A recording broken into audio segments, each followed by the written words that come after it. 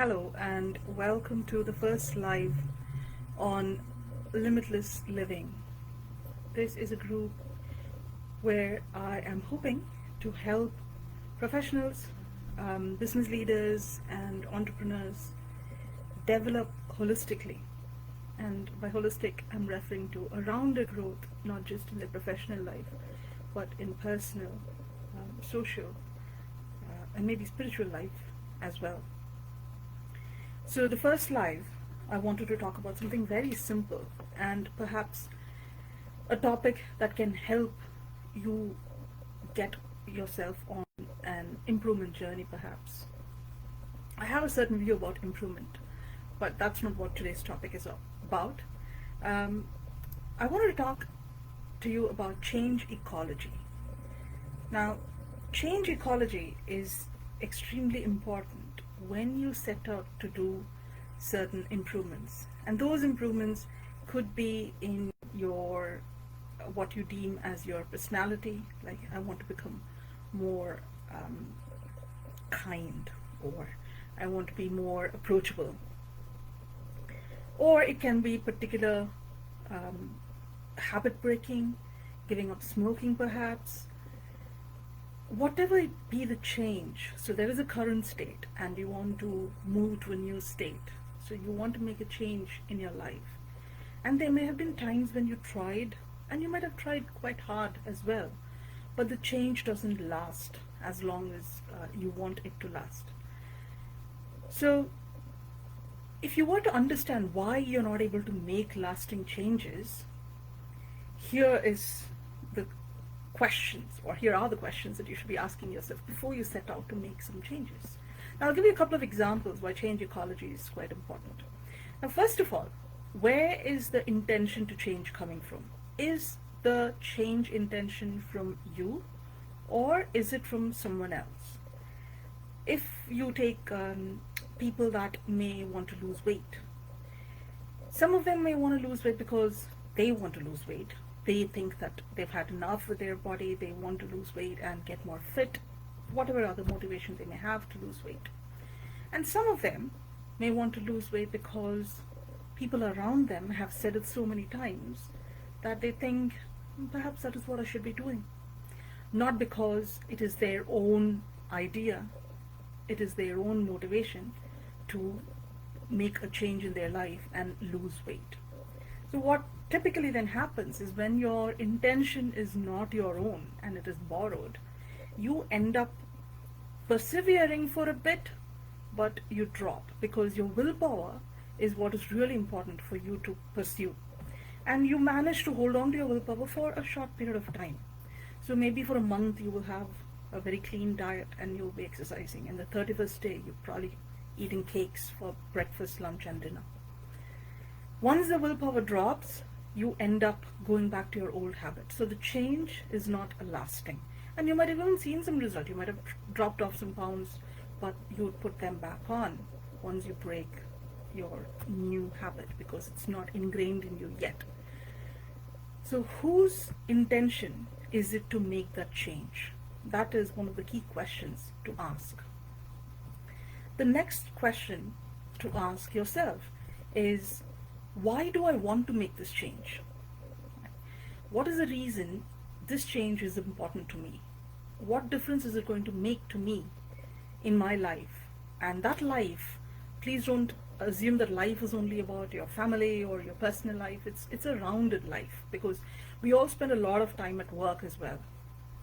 If you're working 8 hours a day, that is a lot of time of your waking moment that you spend at work. So it is part of our life. So whenever I refer to life, it is everything, all-encompassing life. So if you're wanting to make a change, why is this change important? Why do I want to make this change?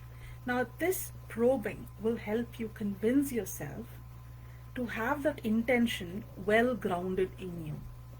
So if that intention is well grounded, you are very unlikely to meander. Right? You may meander to find your way to reach that goal, but you will not necessarily meander you won't stray from the goal itself. So when you want to make the change, and you ask yourself why I want to make this change. And you need to be honest with yourself. It is not about anyone else. It is with yourself. You don't have to have these conversations with anyone else. If you do have people that you can work with, like mentors or coach, brilliant. But if you don't, you can still have this conversation with yourself. So if you want to make a change, start off with asking, why do I want to make this change? And then there are two questions to answer further. What do I gain by making this change? Right? What will I benefit? How will I benefit by making this change is one key question. Often we think that, oh yeah, change is always good, change is permanent, changes were constant, so we have to make change. But changing for the heck of it, you might have noticed in big businesses, there are constant changes, and people give the reason is, oh yeah, we need to change because that's how it is, and we need to change with times and all that. But if the change is not purposeful, if you don't know what you're going to get out of the change, it is not going to last. So understand what you will get out of making the change. So what is the benefit of the change, right? The next question to ask, and often missed out, is what do I stand to lose if I make this change? It is not always intuitive, right? Or it is not something that we would readily admit that, oh, because of this change, I might actually lose something, right? For example, I can actually quote several examples, some from personal life and some of them from clients. For instance, if you have a smoker and the smoker wants to give up smoking, but they go into office and they're not able to give up smoking, they end up going to the smoke zone. They probably have a good reason why they want to give up smoking, but by giving up smoking, they also will lose out on the opportunity to socialize, and it could be that in that area, in the smoke zone, is where major decisions get taken. There's no, we don't have to debate about whether that's right or wrong, but if that's how it is, that's how it is. So this person doesn't want to miss out on that, and hence, deep down somewhere, they do not want to make the change. And when you have that in you, a desire to not make the change, there is no way you will be able to make lasting changes, or there's no way you will be able to transform or have a shift. So it is quite important to understand what do you stand to lose by making this change. A lady that may be suffering from anxiety, chronic anxiety, if she manages to break that cycle of getting anxious for many things in everyday life, then she might lose the attention that she's getting. Currently, she may be getting a lot of love and care from her family, but she may fear losing the attention that she's getting, and that might be a reason enough to stop her from making lasting changes.